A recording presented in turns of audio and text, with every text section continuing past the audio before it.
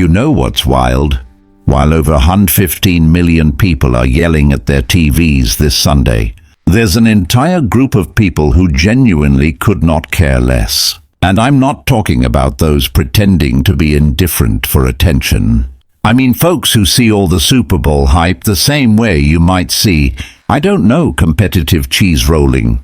Completely neutral. And here's what most people don't realize. For some, the Super Bowl doesn't register at all. First thing to understand, caring about sports isn't some automatic human trait. Babies aren't born wired to scream over a touchdown.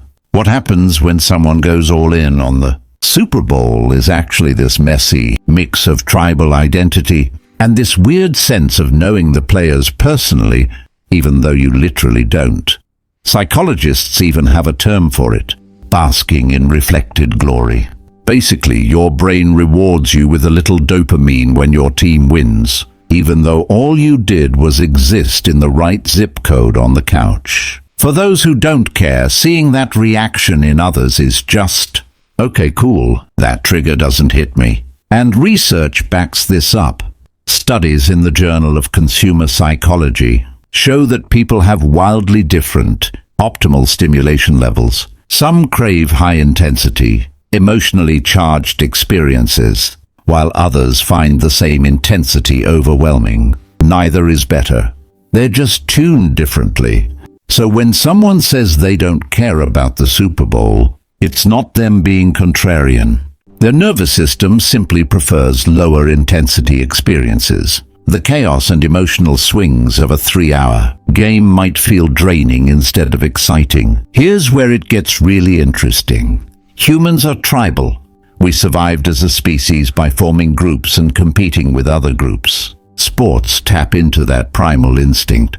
The emotional high of my team won versus their team won mirrors ancient in-group, out-group dynamics. But not everyone feels that pull equally. Some people find community in book clubs, niche forums about mechanical keyboards, or literally anything outside of watching grown men collide over an oblong ball.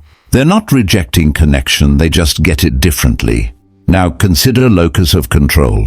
This psychological concept describes whether someone focuses on what they can influence, internal, or is okay investing energy in things outside their control, external. Think about watching a game. You scream at the screen, hope for a field goal, wear lucky socks, but none of it actually changes the outcome. Some people are fine with that emotional ride. Others, they find it unsatisfying. They prefer pouring energy into things they can directly affect. Again, neither is wrong, just different styles. And let's not forget overstimulation.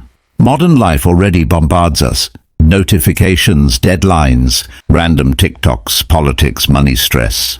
For many, the Super Bowl is just one more drain on attention and energy. Highly sensitive people, which is about 1 in 5, can experience parties as a full-blown sensory marathon. The lights, the noise, the chatter, it's exhausting. Also, people vary in how they handle uncertainty. Sports are inherently unpredictable, and for some, that thrill is fun. For others, the same uncertainty feels stressful. Sitting through 3 hours of tension for no personal payoff? That's voluntary anxiety, not entertainment. It's the same reason some love horror movies and some can't handle them. Different nervous systems, different relationships with stress. And the ritual aspect is huge. The Super Bowl isn't just a game, it's commercials, halftime shows, themed snacks, the whole spectacle. If football isn't your thing, all that extra hype can make it worse. You're surrounded by people pretending to care, and you're expected to join in. It feels awkward, maybe even isolating.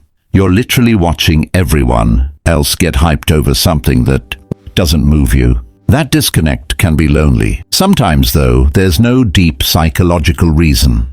Some people just don't like football, same as some don't like cilantro, techno, or true crime podcasts. Preferences exist, and that's okay. Maybe you love Formula One, Olympic curling, or knitting competitions instead. There's nothing wrong with that. Notice how defensive people get. When someone says they don't care about the Super Bowl, It's like a personal insult. That reaction shows how sports act as identity markers. Saying you're indifferent can feel like rejecting their social world. It's less about the game and more about belonging. So, if you don't care about the Super Bowl, there's probably a mix of reasons.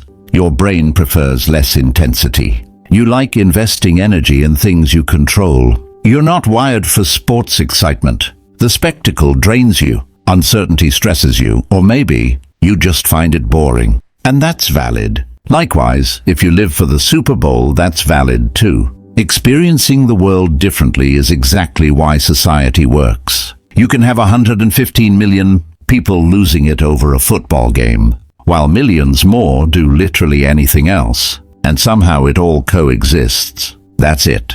That's the point. If this resonated, make sure to subscribe. And if you want to support these deep dives, click join to become a channel member. I would genuinely appreciate it.